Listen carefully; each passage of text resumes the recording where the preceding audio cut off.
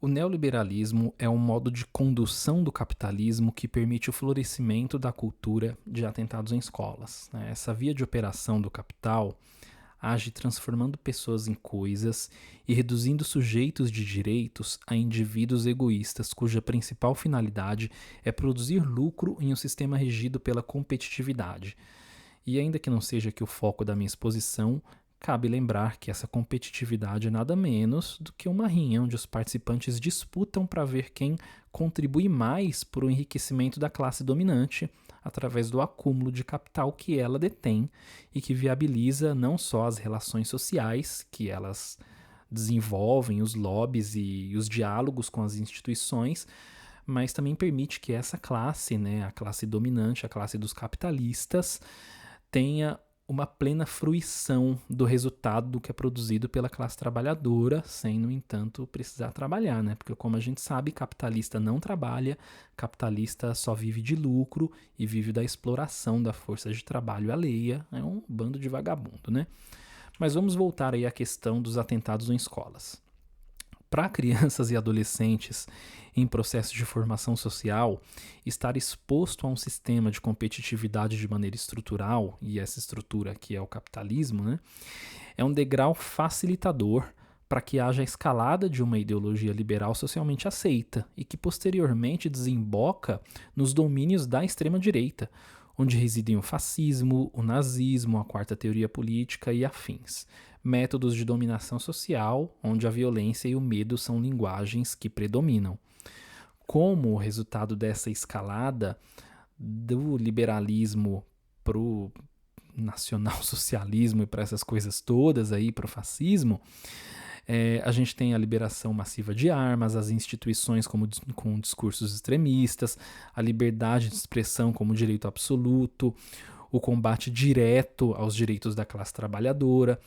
Tudo isso passa a pautar o debate político institucional, viabilizando cada vez mais o aperfeiçoamento desse modus operandi capitalista, né, do neoliberalismo. Por isso, existe um movimento mundial de escalada da extrema-direita e ele está ligado a reformas estruturais que atualmente vêm atacando os direitos trabalhistas e previdenciários em países de todos os continentes.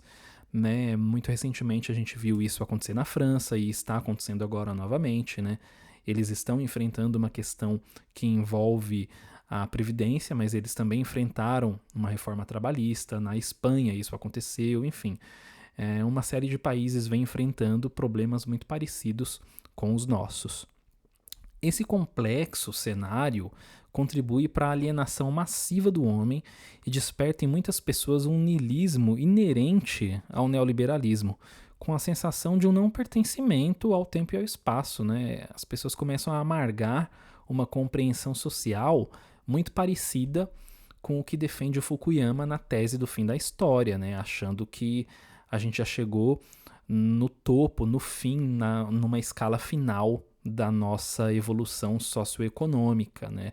Quando na verdade a gente nem tem que pensar pela lógica da evolução, mas sim da transformação e de superações de um sistema pelo outro. Né? Nesse mundo condenado a um declínio inevitável, né, pela ótica da extrema-direita, o ideal passa a valer mais do que a própria vida, porque essas pessoas se sentem acolhidas por uma ideologia que foi, em verdade, causadora dos males vivenciados por elas até então, mas essa mesma ideologia esconde seus tentáculos enquanto prega o resgate de tempos melhores que pertencem a um passado abstrato e a uma subjetividade moral.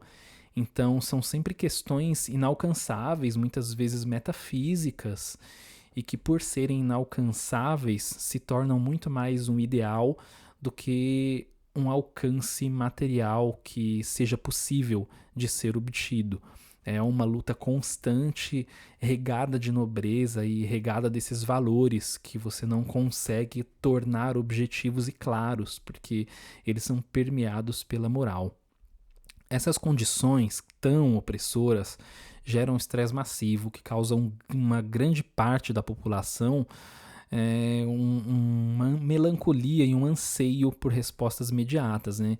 Então a gente até tem que se policiar e é bastante difícil não cair na armadilha do espetáculo punitivista quando a gente lida com essas pessoas e com esses crimes.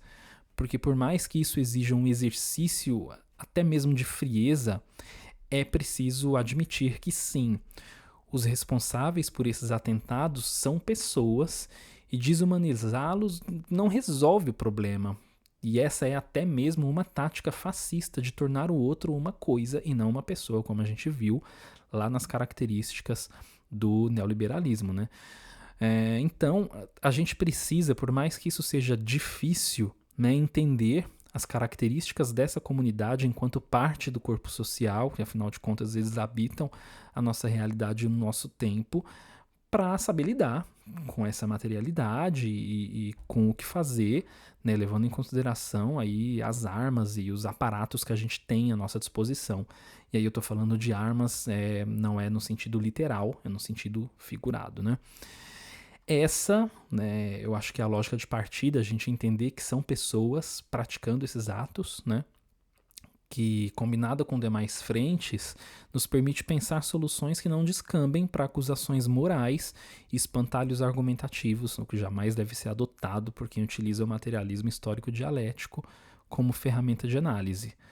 E aí, quando a gente se aproxima dessas comunidades, a gente verifica um grupo majoritariamente masculino e muitas vezes com problemas evidentes de autoestima e relacionamento social. E esses aspectos eles também se cruzam em maior ou menor grau com marcadores de gênero, raça e classe. Então, cada caso tem as suas particularidades, mas existe um fio condutor entre essas questões, né? A misoginia, por exemplo, é muito comum nessas comunidades. E eles são também, enquanto comunidade, um agrupamento moderno, né? Então, a comunicação deles inclui vocabulário e identidade visual específicas, todos com muitos elementos relacionados à comunidade dos gamers, com gírias, com modos de falar, com relações de signos e significados. Então, a gente tem luvas pretas, adereços de caveira, uma coisa meio Call of Duty ali, perfis anônimos, né? E esses perfis acabam ditando um pouco como que eles se relacionam nas redes também. Eles se escondem muito devido a problemas evidentes de autoestima, mas também existe um propósito de confundir o rastreio das equipes de investigação e das pessoas que vão procurar por essas questões, mas é uma contradição própria dessa comunidade, porque enquanto eles prezam muito pelo anonimato, eles também se vangloriam e gostam muito de expor para a sociedade, não só para si mesmos, o resultado das ações de membros desses grupos que chegam a cometer os atentados. Então, eles tratam essas pessoas como ídolos, como mártires, e essa é uma das contradições, entre muitas outras contradições teóricas e práticas dessas pessoas. Por isso, a gente tem um ponto bastante importante aqui, né, face a tudo isso que foi dito até agora. É preciso dizer publicamente que estas pessoas pertencem a uma ideologia de extrema-direita e que, num primeiro momento, é a direita moderada que tanto prega aí discursos de sensatez e neutralidade, que recepciona esses indivíduos e que acaba encaminhando, né, cada um deles para o extremismo. E aí, como diz o professor Alisson Mascaro, a gente precisa reconhecer quem são nossos inimigos, apontá-los como inimigos e só assim a gente vai pensar estratégias e táticas eficientes no combate a todas essas questões, né? E aí, voltando nosso raciocínio para a lógica estrutural, a gente precisa pensar também como que essa estrutura, como que o capitalismo vem se movimentando para permitir tudo isso, né? Eu disse ali em cima que o neoliberalismo ele viabiliza a realização desses atentados em escolas. Isso se dá em diversas frentes. Você tem, por exemplo, a reforma do ensino médio, né? E aí vamos pensar um pouco sobre isso.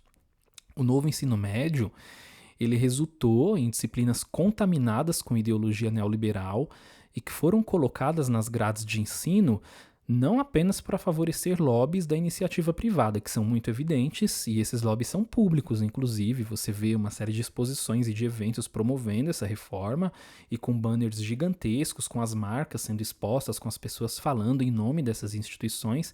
Então isso não é um segredo e não é uma teoria da conspiração, isso é uma análise material. Mas existe também a intenção de alienar a classe trabalhadora com esses elementos fazendo parte dos processos de educação, né? E isso acontecendo ainda na adolescência tem a potencialidade de eliminar o pensamento crítico dessas pessoas. E aí a intenção é clara, né? Se quer permitir que essas pessoas adquiram consciência de classe e possam agir politicamente a partir disso, né? Porque a consciência de classe, ela transforma as pessoas e faz surgir em cada um dos indivíduos, assim como na classe como um todo, a potencialidade de pensar um outro sistema. E é isso, é uma outra alternativa ao capitalismo, que é a transformação do capitalismo através de seus elementos e da tomada do poder e dos meios de produção em outro modelo.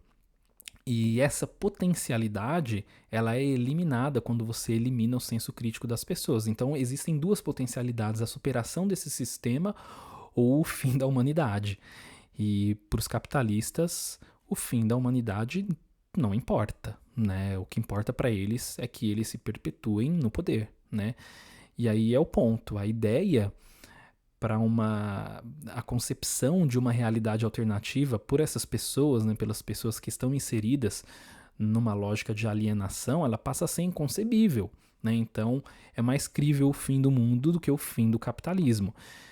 E qual é o ponto? A revogação dessa medida, ela pode contribuir, né, dessa medida no caso da reforma do ensino médio, ela pode contribuir para um espaço de debate onde a inserção de conteúdo que estimule a cidadania e o pensamento crítico de crianças e adolescentes volte às grades de ensino juntamente com outras medidas que tornem a educação mais inclusiva e cidadã nessa etapa da vida. E isso é muito importante porque na infância e na adolescência você vai formar linhas de pensamento, você vai formar lógicas iniciais que vão resultar numa vida adulta mais ou menos consciente, mais ou menos crítica, e nessa fase da vida você passa por etapas que vão te acompanhar até o fim da sua existência. Então é muito importante isso. E tão importante quanto eliminar esses elementos nocivos do novo ensino médio, dos processos educacionais, é a regulamentação das plataformas que permitem a interação entre esses usuários, que a gente vê aí que toda essa agitação, toda essa comunicação, ela se dá pela internet, não poderia ser diferente hoje em dia, né? Mas é preciso pensar na devida responsabilização de cada uma dessas plataformas, porque elas permitem que discursos de ódio e informações pertinentes a esse tema circulem livremente. Então, o que está acontecendo é a divulgação pública de crimes abertamente nas plataformas, e a gente não está falando mais da Deep Web, a gente está falando de coisas que são ditas abertamente no Twitter, são ditas abertamente no Discord, enfim, em todas essas plataformas que a gente sabe que não são regulamentadas e que operam ignorando a soberania nacional, e esse é um problema. Essa não é uma questão pouco importante, né? A soberania digital, que está imediatamente ligada à soberania nacional, representa a possibilidade de determinar os limites de atuação de cada um desses veículos, assim como a pronta disponibilidade deles para as investigações em curso e que eles também sejam punidos quando for verificado de alguma maneira que foram permissivos, né, por liberar a circulação desse tipo de conteúdo, enfim, todas as irregularidades verificadas, né, dentro de um marco regulatório, elas podem encaminhar para uma punição prevista e aplicável e que precisa ser proporcionalmente relevante em relação ao tamanho e ao poderio econômico e de influência desses veículos. Então, a gente tem que pensar nesses veículos, na verdade, fora de qualquer limitação de formato. Então, vamos pensar um pouco aqui, né? Toda e qualquer plataforma que opere na lógica de interação de redes sociais deve estar sujeita a essas leis e regulamentações. Então, são aplicativos de troca de mensagens, redes sociais, tanto as independentes quanto as integradas aos videogames e demais plataformas de jogos, seções de comentários de sites, de jornalismo, de cultura pop, enfim, todos eles.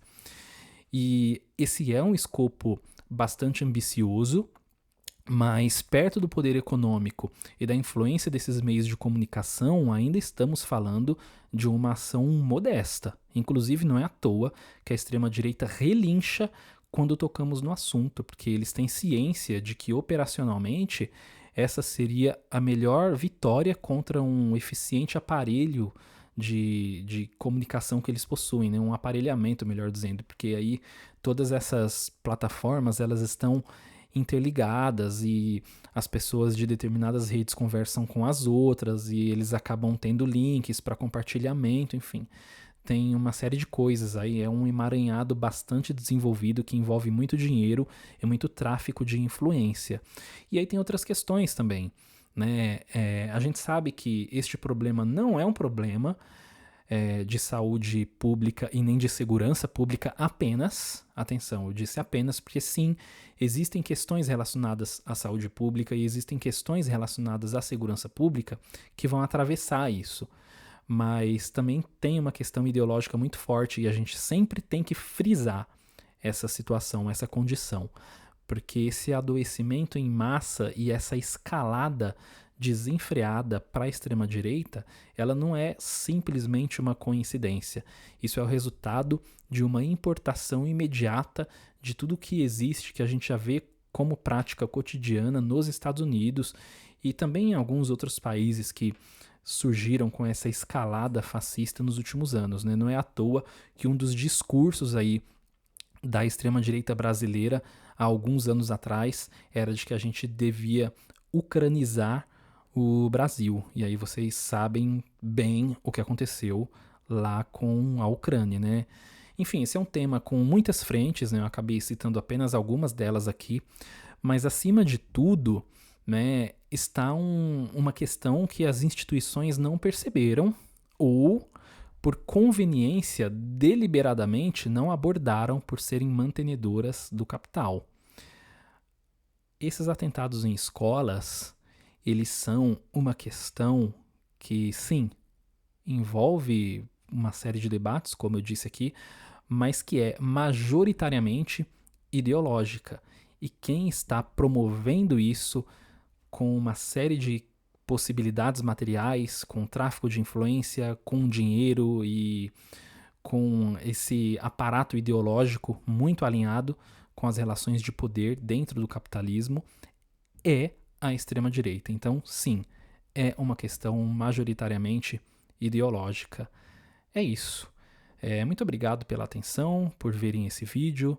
Nos sigam aí nas redes sociais, acompanhem os nossos conteúdos e ajudem a gente a promover um debate mais crítico em torno da cultura moderna que cerca aí os videogames e a comunicação de maneira geral, considerando todas as questões que cruzam, né, as relações tecnopolíticas desses aparelhos e de outras situações que os envolvem. É isso. Beijo no coração e até mais.